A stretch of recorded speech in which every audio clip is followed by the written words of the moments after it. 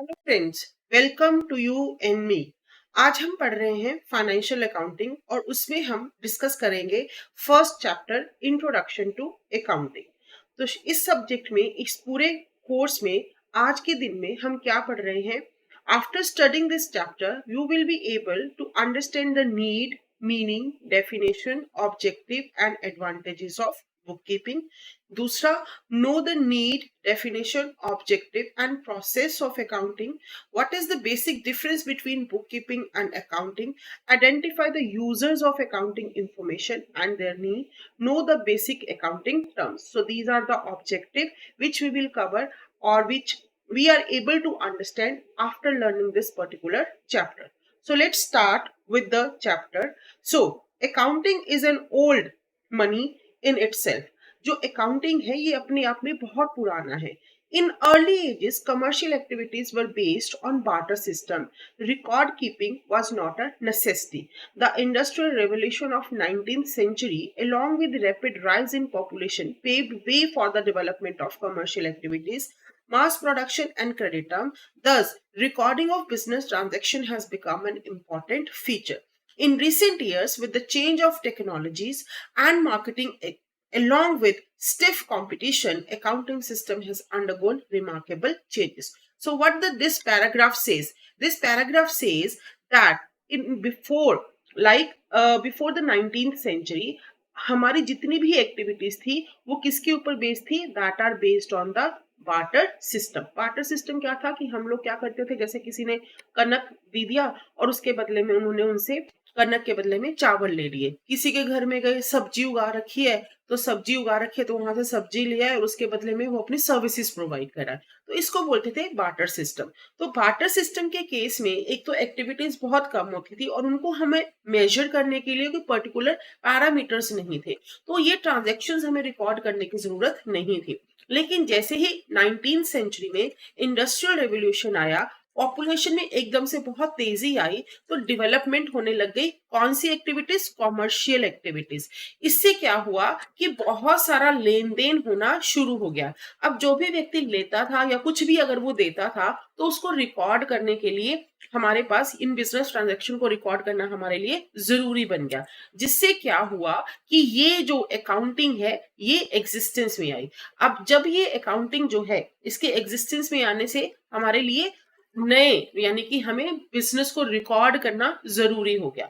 For example, मान लो आपने कोई भी बिजनेस किया, तो अब आप उस बिजनेस में ये जानना चाहते हो कि हमारे बिजनेस में हमें कितना प्रॉफिट हो रहा है, कितना लॉस हो रहा है, मैंने कल कितना सामान बेचा था और कल कितना सामान खरीदा था। तो इसके लिए अब मुझे सारी ट्रांजेक्शन्स याद नहीं रहती, तो मैं क्या करती हूँ, मैं उन ट्रांजेक्शन्स को रिकॉर्ड करना शुरू कर देती हूँ ऑन द डेली बेसिस, क्योंकि दिन भर में हमारी 100 से ज्यादा ट्रांजैक्शंस हो जाती हैं और हम हर चीज को याद नहीं रख सकते। तो इसलिए कि मेरे बिजनेस, जो भी मैंने पैसा इन्वेस्ट किया है, उसके जो भी ट्रांजैक्शंस हुई हैं उससे क्या मुझे प्रॉफिट हो रहा है या लॉस हो रहा है, ये मैं कैसे पता लगा सकूंगी?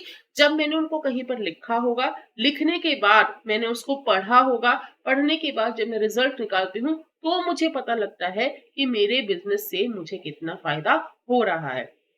तो जब आप अपने बिजनेस ट्रांजैक्शंस को लिखना शुरू कर देते हो, उनको एनालाइज करना शुरू कर देते हो, उनको इंटरप्रेट करना शुरू कर देते हो, तो इसको हम क्या बोलते हैं? अकाउंटिंग बोलते हैं। तो why there is a need and what is the importance of accounting? When a person start a business, whether large or small, his main aim to earn profit. He receive money from certain sources like sales of goods, interest, bank deposit, etc. He has to spend money on certain items like purchase of goods, salary, rent. These activities take place during the normal course of his business. तो जब भी कोई व्यक्ति, जो भी व्यक्ति अपना business शुरू करता है तो उससे सबसे पहले काम क्या करना होता है कि उसको अपने बिजनेस का प्रॉफिट पता करना है कि मेरे बिजनेस में एक्चुअली में कितना प्रॉफिट हुआ। वो दिन भर में काफी पैसा जो है वो रिसीव करता है और बहुत सारा पैसा जो है वो स्पेंड कर देता है। तो जब हमने अपनी एक्टिविटीज को, या तो हमारे पास पैसा आया और गया तो वो पूरे साल के एंड में ये जानने के लिए उत्सुक रहता है कि इन पूरी बिजनेस ट्रांजैक्शन से क्या वो अपने बिजनेस में प्रॉफिट अर्न कर रहा है या उसका बिजनेस जो है वो लॉस में जा रहा है। तो हम ये सारा कुछ माइंड में तो याद नहीं रख सकते। तो जब हम ये सब कुछ माइंड में याद नहीं रख सकते तो फिर हमें क्या करना पड़ता है, इन ट्रांजैक्शंस को रिकॉर्ड करना पड़ता है in a systematic manners to answers the question. What are the question? What has happened to his investment, उसकी इन्वेस्टमेंट का क्या हुआ? What are the result of his business transaction, उसकी बिजनेस ट्रांजैक्शन का रिजल्ट क्या हुआ? What are the earnings and expenses, उसके कितने खर्चे हुए और उसको कितनी इनकम हुई? How much amount is receivable from the customer, कितना माल ऐसा है जो उसने उधार पर बेच दिया और लोगों से अभी उसने पैसे जो है वो वापस लेने हैं। How much amount is payable to supplier, उसने अगर कोई चीज क्रेडिट पर खरीदी है तो कितना पैसा उसने मार्केट को देना है। What are the nature and value of assets possessed by the business concern, उसके बिजनेस में किस तरह की एसेट्स है, क्या उसके बिजनेस में करंट एसेट्स है। अब कई लोगों को तो एसेट्स के बारे में भी नहीं पता होगा, अभी मैं आगे बताऊंगी। तो हमारे बिजनेस में कितनी एसेट्स पड़ी हैं उसके बारे में उसको दिमाग लगाना है, किस तरह की लाइबिलिटीज है, लॉन्ग टर्म है, शॉर्ट टर्म है। तो इन सभी क्वेश्चंस का आंसर उसको कहां से मिलेगा, जहां पर वो अपनी बिजनेस ट्रांजैक्शंस को रिकॉर्ड करेगा। तो these and several other questions are answered with the help of accounting. The need for account recording business transaction is a clear and systematic manner in which is the basis which give rise to bookkeeping. अब इससे क्या हुआ कि जब हमने in business transactions को record करना शुरू किया या फिर इन क्वेश्चंस का हमें आंसर चाहिए तो हमें क्या करना पड़ता था, अपनी बिजनेस ट्रांजैक्शन को सिस्टमेटिक मैनर में रिकॉर्ड करना पड़ता था। तो जिसने किसको जन्म दिया, उसने जन्म दिया बुक कीपिंग को। नाउ तो सबसे पहले अब हम समझेंगे कि बुक कीपिंग होती क्या है। What is book keeping? So, bookkeeping is that branch of knowledge which tell us how to keep a record of business transaction. हम अपनी बिजनेस ट्रांजैक्शन को किस तरह से रिकॉर्ड करेंगे, ये कौन बताता है? ये बुक कीपिंग बताता है। It is the often routine and clerical in nature. अब ये हर रोज करना पड़ता है बुक कीपिंग जो होती है, क्योंकि हमारी ट्रांजैक्शन हर रोज हो रही है। तो बुक कीपिंग में हम क्या करते हैं, ये एक रूटीन वर्क है। और क्लरिकल नेचर क्या, किसी ने कोई दिमाग नहीं लगाना, बस जो ट्रांजैक्शन हुई उसको लिख देना है। It is important to note that only those transaction related to business which can be expressed in terms of money are recorded. सिर्फ वही ट्रांजैक्शंस हम रिकॉर्ड करते हैं जो कि मनी टर्म में एक्सप्रेस हो सकती हैं। The activities of bookkeeping include recording in journal, posting, ledger and balancing of accounts. तो bookkeeping का काम क्या है? जर्नल यानी कि बुक्स को रिकॉर्ड करना, पर्टिकुलर अकाउंट में पोस्ट करना और फिर उनके बैलेंस, उनके अकाउंट्स को हमने क्या कर देना है, बैलेंस कर देना है। तो जब हम बुक कीपिंग की बात कर रहे हैं, it is just related to recording of the transaction.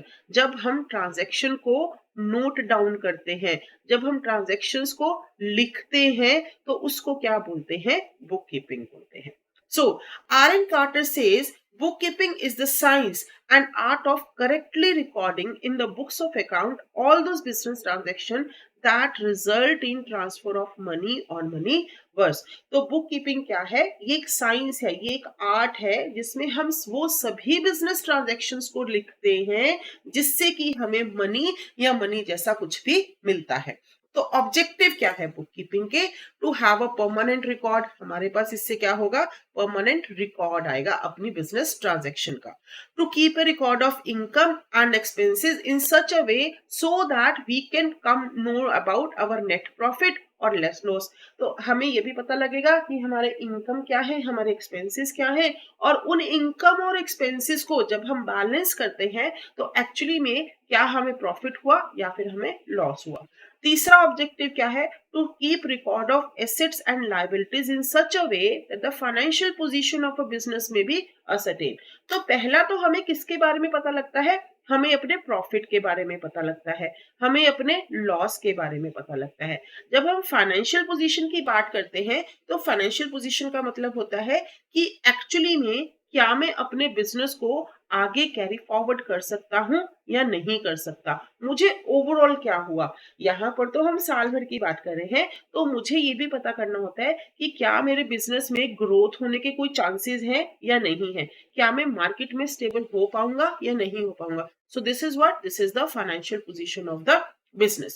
To keep control on expenses with a view to minimize the same in order to maximize the profit. To keep a control कि अगर मुझे अपने business में कई बार क्या होता है कि ये जब फाइनेंशियल ट्रांजैक्शंस को हम रिकॉर्ड करते हैं तो हमें ये भी पता लगता है कि हमारे एक्चुअली में कहाँ कहाँ पर फालतू के एक्सपेंडिचर्स हो रहे हैं। सो इससे क्या होगा, हम अपने एक्सपेंडिचर्स के ऊपर कंट्रोल भी कर पाएंगे ताकि हमारा प्रॉफिट क्या हो सके, हमारा प्रॉफिट मैक्सिमाइज हो सके।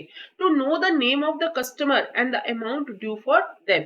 इसके अलावा जब हम बिजनेस ट्रांजैक्शंस को रिकॉर्ड करेंगे तो यहाँ पर हमें क्या पता करना था, हमने ये सोचा कि हमने कितने कस्टमर से पैसे जो है वो लेने हैं या फिर उनको कितने पैसे देने हैं। तो हमें क्या पता लगेगा, नेम ऑफ कस्टमर्स जिनसे हमने पैसे लेने हैं and the name of supplier जिनको हमने पैसे देने हैं। To have important information for legal and tax purposes. दूसरा, बुक कीपिंग का फायदा क्या होता है कि जब भी हम बुक कीपिंग करते हैं ना तो ये सारे रिकॉर्ड जो होते हैं ये लोगों को सबमिट करवाने होते हैं अगर हम बड़े लेवल का बिजनेस कर रहे हैं। तो जब हम बड़े लेवल का बिजनेस करते हैं तो ये बुक कीपिंग क्या है, हमें लीगल और टैक्स पर्पसेस के लिए भी रिकॉर्ड प्रोवाइड करती है। So these are the objective of bookkeeping. Next, what are the advantages. अब यहाँ पर जो इसके ऑब्जेक्टिव हुए वही इसके क्या बन गए, एडवांटेजेस बन गए। तो first one is important permanent and reliable record. Book keeping से क्या होगा, हमारे पास परमानेंट रिकॉर्ड आ जाएगा। Arithmetical accuracy of accounts with the help of book keeping and जब हम उसके अकाउंट्स में हम हर एक एंट्री को रिकॉर्ड कर रहे हैं तो हम उनको बैलेंस करेंगे तो इससे क्या होगा, हमें पता लग जाएगा कि क्या हमने ट्रांजैक्शंस को अच्छे से रिकॉर्ड किया है या फिर नहीं किया। तो हमें अपनी अर्थमेटिकल एक्यूरेसी यानी जो क्लरिकल मिस्टेक्स होती हैं उसके ऊपर भी हम रिकवर प्राप्ति कर सकते हैं। Next is net result of business operation. हमें ये पता लगेगा कि हमारे बिजनेस में हमें प्रॉफिट हुआ या फिर लॉस हुआ। एसेटेन ऑफ फाइनेंशियल पोजीशन, हमारे बिजनेस की पोजीशन क्या है कि उसके पास कितने पैसे बचे हैं साल भर के लिए, क्या नेक्स्ट ईयर में वो अपना बिजनेस ग्रो कर सकता है, कैरी फॉरवर्ड कर सकता है, चला भी सकता है या नहीं चला सकता, तो उसको अपनी फाइनेंशियल पोजीशन के बारे में इंफॉर्मेशन होगी। एसेटेन of the progress of the business, वो अपने बिजनेस में कितनी प्रोग्रेस ला सकता है, उसके पास कितने ऐसे पैसे बचे हुए हैं कि वो अपने बिजनेस को ग्रो कर सकता है या नहीं कर सकता। तो ये उसको कैसे पता लगेगा, जब उसने 2 साल की 3 साल की स्टेटमेंट्स बना रखी होंगे, रिकॉर्ड्स बना रखे होंगे, उनका कंपैरिजन करके उसको पता लगेगा कि क्या वो एक्चुअली में ग्रो कर रहा है या उसको लॉसेस ही हो रहे हैं। तो यहाँ पर कहने का मतलब क्या हुआ, that he will able to know और he will able to do the comparison of the previous year with the current year। तो इससे उसको अपने बारे में, अपनी ग्रोथ के बारे में, एक्चुअल कैलकुलेशंस के बारे में पता लगेगा। कैलकुलेशन ऑफ ड्यूज, तो इससे उसको ये भी पता लगेगा कि मैंने कितनी देनदारियां हैं और मेरी कितनी लेनदारियां हैं। तो इससे उसको अपने ड्यूज के बारे में भी अंदाजा होना शुरू हो जाएगा। Next is control over assets. तो हमने जैसे पीछे डिस्कस किया कि जब हम बिजनेस ट्रांजेक्शन्स को रिकॉर्ड करते हैं तो हमें अपनी ये भी पता लगता है कि हमारे फालतू के एक्सपेंडिचर्स कहाँ हो रहे हैं। तो ये जब हम अपने फालतू के एक्सपेंडिचर्स को रोक देंगे, कई बार हम लोग क्या करते हैं, बहुत सारा रॉ मटेरियल मंगा के रख लेते हैं जिसका हमें यूज भी नहीं है। इसी तरह से हमने बहुत सारा फर्नीचर खरीद रखा है जिसका हमारे पास कोई भी रिकॉर्ड नहीं है या जिसके बारे में हमें पता ही नहीं लगता, हम परचेज करते रहते हैं बट उसका कोई यूज नहीं हो रहा। तो इससे क्या होगा, हमारी एसेट्स के ऊपर हमारा कंट्रोल होना शुरू हो जाएगा when we will look forward, when we will look on that particular transaction records। तो यहाँ पर ये सब चीजें जो है हमें हेल्प करती हैं। बुक कीपिंग से हमें रिकॉर्ड्स मिलते हैं, हमारी एक्यूरेसी चेक होती है, हमें अपनी फाइनेंशियल पोजीशन के बारे में पता लगता है, हमें अपने प्रॉफिट के बारे में पता लगता है, हमारा अपने ही एसेट्स के ऊपर कंट्रोल हो जाता है। Next is control over borings. कई बार हम सारे बिजनेस में क्या करते रहते हैं, हम ज्यादातर बिजनेस जो है वो किसके ऊपर करते रहते हैं, क्रेडिट पर ही करते रहते हैं कि सारा माल जो है हमने उधार पर बेच दिया, अब पैसे फंस गए, मार्केट से पैसा नहीं आ रहा है, तो हम क्या हो जाएंगे, लॉस में आना शुरू हो जाएंगे। तो कितना पैसा हमने उधार पर सेल करना है और कितना पैसा हमने उधार पर परचेज करना है, तो तो ये सारा यानी कंट्रोल ओवर बोरोइंग्स का मतलब है कि हमें अपने डेबिट और क्रेडिट के बारे में यानी अपने क्रेडिट परचेजेस और क्रेडिट सेल के बारे में भी अंदाजा जो है वो कहाँ से मिलेगा, रिकॉर्ड से मिलेगा। Identifying dos and don'ts, bookkeeping enables a proprietor to make an intelligent and periodic analysis of various aspects of business such as purchases, sale, expenditure और income। तो जब हम अपनी ट्रांजैक्शंस को रिकॉर्ड करेंगे तो उसको पता लगेगा कि उसने कितनी परचेजेस करनी है, कितनी उसको सेल करने की जरूरत है, कितने उसके एक्सपेंडिचर्स हैं, कितने उसके इनकम है। तो इससे उसको पता लगेगा कि मुझे क्या करना है और क्या नहीं करना चाहिए, कहाँ पर मुझे कंट्रोल करने की जरूरत है और कहाँ पर मुझे इंप्रूव करने की जरूरत है। इससे क्या होगा, उसकी प्रॉफिट अर्निंग कैपेसिटी जो है वो इंक्रीज हो जाएगी। तो हमें अपने डूज और डोंट्स यानी हमें अपनी अच्छाई और बुराई के बारे में पता लग जाए तो ऑब्वियस है हमारी एफिशिएंसी जो होती है वो इंक्रीज होती है। फिक्सिंग द सेलिंग प्राइस, जब मैं अपनी सारी कॉस्ट को रिकॉर्ड करना शुरू कर दूंगी तो मुझे ये भी पता लगेगा कि कितने परसेंट प्रॉफिट ऐड करके मैं अपने गुड्स को सेल कर सकती हूँ। तो इससे क्या होगा, मैं अपनी सेलिंग प्राइस के बारे में भी अंदाजा लगा सकती हूँ।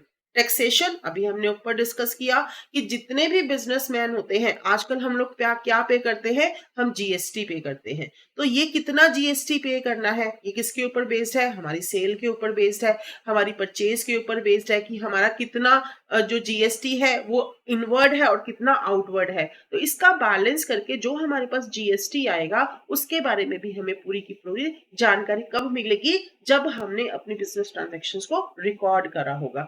और उसके हिसाब से ही हम क्या कर सकते हैं, we can take the management decision कि हमने अपने बिजनेस के बारे में अगर कोई भी डिसीजंस लेने हैं, कंट्रोलिंग से रिलेटेड, इंप्रूवमेंट से रिलेटेड, प्लानिंग से रिलेटेड, वो सारे हमें कहाँ से मिलेंगे, वो बुक कीपिंग के रिकॉर्ड से मिलेंगे। और ये हमारी लीगल रिक्वायरमेंट को भी पूरा करता है। So these are the benefits of having a bookkeeping. Now what is accounting. अब हमने पढ़ा कि बुक कीपिंग क्या होता है, लेकिन हमारा मेन टॉपिक क्या है, हमारा मेन टॉपिक है अकाउंटिंग। सो जो बुक कीपिंग है ये क्या करती है, ये हमारी बिजनेस ट्रांजैक्शंस को रिकॉर्ड करती है। आपकी क्लास में मान लो 50 बच्चे हैं, तो मैंने 50 बच्चों के रोल नंबर लिख दिए और उनका नाम लिख दिया। अब इससे क्या मुझे कुछ पता लग रहा है, नहीं पता लग रहा। लेकिन अब इसके साथ ही मैं यहाँ पर आपको ये भी दे देती हूँ कि हर एक बच्चे का रिजल्ट कितना था, यानी +2 में इसके कितने मार्क्स थे। तो यहाँ पर मैंने एक इंफॉर्मेशन दे दी। तो अब आपको ये सिर्फ एक इंफॉर्मेशन लग रही है, लेकिन अगर मुझे ये पता करना हो कि आपकी क्लास में कितने ऐसे बच्चे हैं जिनके मार्क्स 80% से अबव हैं, तो मेरे को क्या करना पड़ेगा, मुझे इस रिजल्ट को देखना पड़ेगा और उन बच्चों के नाम जो है वो टिक करने पड़ेंगे जिन बच्चों के नंबर जो है वो 80% या उससे ज्यादा है। तो यहाँ पर मैंने क्या किया, जो रिकॉर्ड था उसको एनालाइज करा, उस इंफॉर्मेशन को देखना शुरू करा और उससे कुछ रिजल्ट्स निकालने शुरू करे। तो बुक कीपिंग जो है it is just the maintaining of record, यानी हम सिर्फ रिकॉर्ड को क्या करते हैं, मेंटेन करते हैं, वो होती है बुक कीपिंग। लेकिन जब हम उस रिकॉर्ड को एनालाइज करते हैं, इंटरप्रेट करते हैं, तो उसको हम क्या बोलते हैं, उसको हम बोलते हैं accounting. So, bookkeeping does not present a clear financial picture of the state of affair of a business. When one has to make a judgment regarding the financial position of a business, the information contained in this books of account has to be analyzed and interpreted. It is with the purpose of giving such information that accounting come into being। तो जब हमें interpret करना हो, analyse करना हो, तो उसके लिए हमें किसकी जरूरत पड़ती है, इसको हम क्या बोलते हैं, अकाउंटिंग बोलते हैं। So accounting is considered a system which collect, process financial information of a business. These informations are reported to the user to enable them to make appropriate decision। जब वो एनालाइज करते हैं, इंटरप्रेट करते हैं, तो उससे उनके पास कुछ रिजल्ट्स निकल के आते हैं जिस पर बेसिस पर वो अपने बिजनेस से रिलेटेड डिसीजंस लेते हैं। तो what are the definition, the process of identifying, measuring and communicating economic information to permit informed judgment and decision by users of the information। तो अब हमारे मेन ऑब्जेक्टिव क्या है, किसके, अकाउंटिंग के, to maintain accounting records. Obvious है, bookkeeping में तो हमने रिकॉर्ड को मेंटेन कर लिया। To calculate the result of operation, अब यहाँ पर हम उसको क्या कर रहे हैं, हम उसको एनालाइज कर रहे हैं। And to ascertain the financial position, फिर हमने उसको क्या किया, इंटरप्रेट किया कि हमें ये पता लगा कि हमारे रिजल्ट्स क्या है। एंड जो हमारे पास यहाँ पर रिजल्ट्स आए, उस रिजल्ट को हमने यूज किया ताकि बाकी के लोग क्या कर सके, उस इंफॉर्मेशन को यूज करके अपने बिजनेस से रिलेटेड डिसीजंस ले सके। तो ये हमारे ऑब्जेक्टिव है। तो प्रोसेस क्या हुआ, हमने बिजनेस ट्रांजैक्शंस को रिकॉर्ड किया, आइडेंटिफाई किया, रिकॉर्ड किया, क्लासिफाई किया, समराइज किया, एनालाइज किया, इंटरप्रेट किया और फिर कम्युनिकेट किया। और किसको कम्युनिकेट किया, इंफॉर्मेशन टू द यूजर्स, जो उसको यूज करना चाहते हैं, यानी कि हमारे बैंकर्स हो सकते हैं, हमारी टैक्स अथॉरिटीज हो सकती हैं, हमारे क्रेडिटर्स हो सकते हैं, हमारे डेटर्स हो सकते हैं। वो सब लोग जो हमारे बिजनेस से जुड़े हैं, वो इस इंफॉर्मेशन को यूज करके हमारे बिजनेस से रिलेटेड डिसीजंस ले सकते हैं। तो what is accounting, it is identifying the business transaction, record them, classify, classify का मतलब होता है कि क्या ये पर्टिकुलर ट्रांजैक्शन इनकम से रिलेटेड है, एक्सपेंडिचर से रिलेटेड है, एसेट से रिलेटेड है, लाइबिलिटी से रिलेटेड है। इसको हम क्या करते हैं, डिवाइड कर देते हैं, फिर उनका हम टोटल करते हैं, उससे हम रिजल्ट उसको पढ़ते हैं, यानी जहां पर हमने वो टेबल फॉर्मेट में बना लिया है उसको हम पढ़ना शुरू करते हैं। फिर उससे हमारे पास क्या निकल के आते हैं, रिजल्ट निकल के आते हैं, और उस रिजल्ट को हम क्या करते हैं, कम्युनिकेट करते हैं टू द डिफरेंट यूजर्स, चाहे वो बिजनेसमैन ऑनर है, चाहे वो हमारा क्रेडिटर है, चाहे वो हमारा डेटर है, चाहे वो टैक्स अथॉरिटीज है, चाहे वो गवर्नमेंट है। तो डिफरेंट पर्सन उनको अपने हिसाब से उस इंफॉर्मेशन को यूज करते हैं। So what is accounting cycle? An accounting cycle is a complete sequence of accounting process that begins with recording of business transaction and ends the preparation of financial accounting। तो अब accounting cycle क्या है, accounting cycle में सबसे पहले हमारे पास क्या होती है, ट्रांजैक्शंस। फिर हम इन ट्रांजैक्शंस को एक बुक में रिकॉर्ड करते हैं जिसको हम बोलते हैं जर्नल। इस जर्नल से हमने क्या करा, इसको डिफरेंट डिफरेंट अकाउंट्स में बांट दिया। अब अकाउंट्स का मतलब मैंने अभी आपको बताया कि क्या वो हमारा एक्सपेंडिचर है, क्या वो हमारी इनकम है, क्या वो एसेट है, क्या वो लाइबिलिटी है। तो हम डिफरेंट डिफरेंट, वो किस पर्सन से बिलोंग करता है, हमने डिफरेंट डिफरेंट अकाउंट्स बना लिए। इन अकाउंट्स को अब हम क्या करते हैं, बैलेंस कर देते हैं। कुछ एंट्रीज हमारी इस साइड होंगी, कुछ इस साइड होंगी, तो किसी से हमने कुछ लेना होगा, किसी को हमने कुछ देना होगा, तो उसको हम फिर क्या कर देते हैं, आपस में बैलेंस कर देते हैं। जब हमने बैलेंस किया तो हमें पता लगा कि हमारा प्रॉफिट कितना है और हमारा लॉस कितना है। और जब हमें अपने प्रॉफिट एंड लॉस के बारे में पता लग जाता है तो ये भी पता लगता है कि एक्चुअली में हमारे बिजनेस के पास क्या कुछ पैसा बचा है, और क्या हम अपनी फाइनेंशियल पोजीशन को देख रहे हैं, हमें कितना प्रॉफिट हो रहा है, हमें कितना लॉस हो रहा है, हमारी फाइनेंशियल पोजीशन किस तरह की है। तो ये सारे प्रोसेस को हम क्या बोलते हैं, अकाउंटिंग साइकिल बोलते हैं। So this is known as accounting cycle. When a businessman start his business, he record the day-to-day transaction in the journal. From the journal, he further makes the ledger accounts. फिर वो balance करता है। मैंने ये process आपको बता दिया है, तो ये सभी कुछ इसमें लिखा हुआ है। So अब हमारे पास तीन टर्म्स होती हैं, that is accountancy, accounting and book keeping. बहुत ही सिंपल भाषा में समझा रही हूँ, and this is a very important question for your final exams. That is what is the basic difference between accounting and book keeping and accountancy और accounting. अब देखो, जब हमने बुक कीपिंग की बात करी तो ये क्या है, ये सिस्टमेटिक रिकॉर्ड है हमारी बिजनेस ट्रांजैक्शंस को रिकॉर्ड करने का। बस हमने इसमें कुछ नहीं करा, हमने इसको सिस्टमेटिकली रिकॉर्ड करा।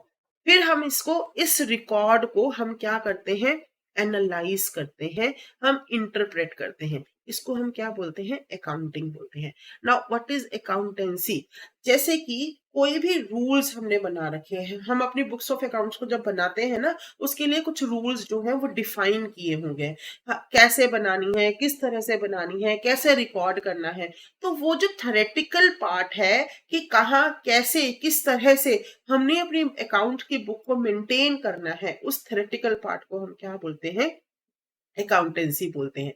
So accountancy refers to a systematic knowledge of accounting. It explains why to do, how to do of various aspects of accounting. It tells us why and how to prepare the books of account and how to summarize the accounting information and communicate to the interested parties.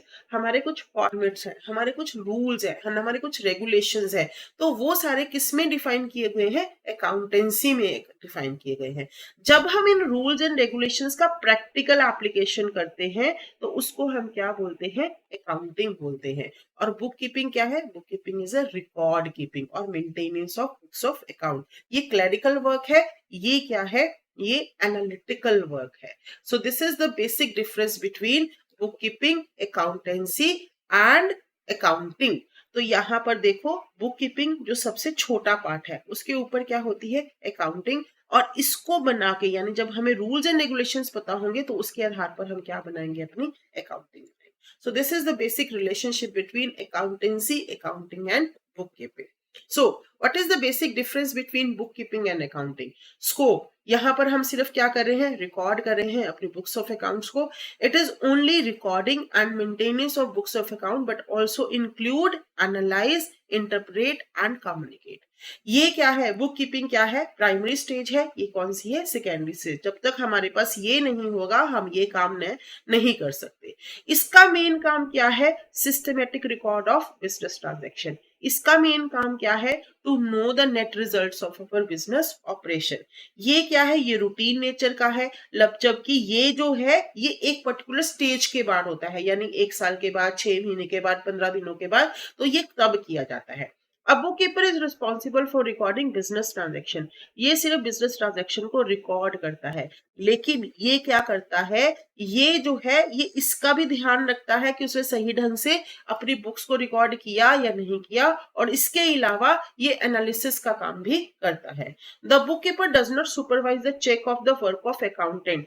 ये जो है, जो book keeper है, ये अकाउंटर के काम को काम चेक नहीं कर सकता, लेकिन जो अकाउंटेंट है वो बुक कीपर के काम को चेक कर सकता है. तो यहाँ पर जो काम व्यक्ति होता है, जो बुक कीपिंग का काम करता है, ये जूनियर लेवल का होता है.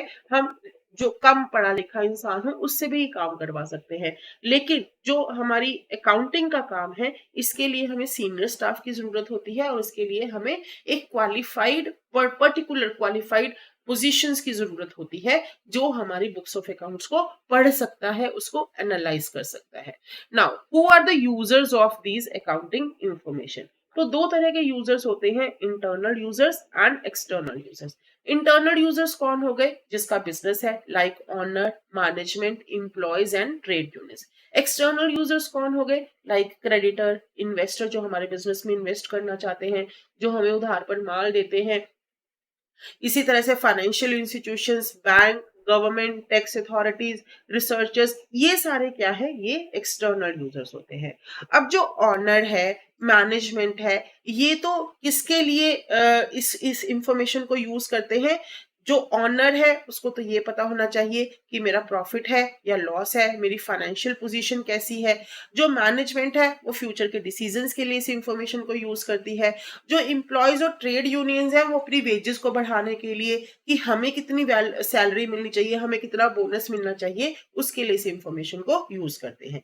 जो एक्सटर्नल पर्सन है, like creditor, banks and lending institutions, ये इस इंफॉर्मेशन को यूज करते हैं ताकि उनको पता लग सके कि क्या ये बिजनेसमैन या फिर क्या ये बिजनेस हमारे पैसों को वापस कर भी सकता है या नहीं कर सकता. अगर कोई व्यक्ति हमारे बिजनेस में पैसे इन्वेस्ट करना चाहता है तो वो भी क्या देखेगा? हमारी फाइनेंशियल पोजीशन को देखेगा कि क्या ये बिजनेस ग्रो कर रहा है या नहीं कर रहा. तो उस केस में गवर्नमेंट और टैक्स अथॉरिटीज जो है उनको टैक्स चाहिए हमारी ऑर्गेनाइजेशन से, कि क्या हम उनको टैक्स जनरेट करके दे सकते हैं या नहीं दे सकते. तो गवर्नमेंट जो है उसके लिए हमारी फाइनेंशियल स्टेटमेंट्स को यूज करेगी. इसी तरह से रिसर्चर्स जो है वो डिफरेंट बिजनेस प्रॉब्लम्स को स्टडी करने के लिए और उनका सोल्यूशन कैसे निकल सकता है, ऐसे उनके पास रिसर्च प्रोजेक्ट्स होते हैं, तो उसके लिए भी हमारी फाइनेंशियल इंफॉर्मेशन को वो यूज कर सकते हैं. So these are the basic users of accounting information: owner, management, trade union, creditors, present investors, potential investors, government authorities, regulatory agencies, and researchers. So these are the different users who can use the financial statements for different point of view. Now, what are the branches of accounting? Basically तीन तरह की accounting होती है. एक होती है financial accounting, दूसरी होती है कॉस्ट अकाउंटिंग और तीसरी होती है मैनेजमेंट अकाउंटिंग. तो अभी जो हम पढ़ रहे हैं, जब हम अपने बिजनेस को की ट्रांजैक्शंस को रिकॉर्ड करते हैं फाइनेंशियल डिसीजंस लेने के लिए, तो उसको हम क्या बोलते हैं? फाइनेंशियल अकाउंटिंग बोलते हैं. It is concerned with recording of business transaction in the books of account in such a way that operating result of a particular period and financial position on a particular date can be known. कि हमें अपने business की financial position, operating result यानी business करने से हमें क्या फायदा हुआ, क्या नुकसान हुआ, इसके बारे में जब पता लगे, तो ऐसी इंफॉर्मेशन जब हम यूज करते हैं तो इसको हम क्या बोलते हैं? Financial accounting. दूसरी है कॉस्ट अकाउंटिंग. ये जो कॉस्ट अकाउंटिंग होती है ना, ये हम इसलिए करते हैं कि हम अपनी कॉस्ट को कम कर सके. तो ज्यादातर जो कॉस्ट अकाउंटिंग है ये वहां पर यूज की जाती है जहां पर कोई कंपनी जो है वो प्रोडक्शन में हो, तो वो अपनी प्रोडक्शन की कॉस्ट को किस तरह से यूज कम करे.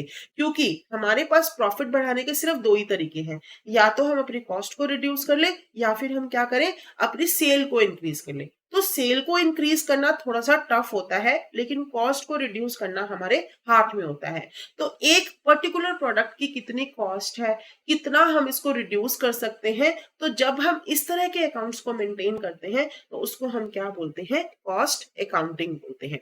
इसी तरह से अब नेक्स्ट जो है वो हमारी है मैनेजमेंट अकाउंटिंग. मैनेजमेंट अकाउंटिंग जो होती है वो फाइनेंशियल अकाउंटिंग को और कॉस्ट अकाउंटिंग को यूज करके अपनी रिपोर्ट्स बनाते हैं, उसको एनालाइज करते हैं, तो ताकि हम क्या कर सके? हम अपनी बिजनेस की पॉलिसीज को बना सके, प्लानिंग कर सके, कंट्रोल कर सके. तो management accounting is related to analyse and interpret the information which is maintained in financial accounting for taking the decisions related to the business. तो उसको हम क्या बोलते हैं? मैनेजमेंट अकाउंटिंग बोलते हैं. So this is all about introduction to accounting. Next lecture में हम लोग डिस्कस करेंगे बेसिक अकाउंटिंग टर्म्स.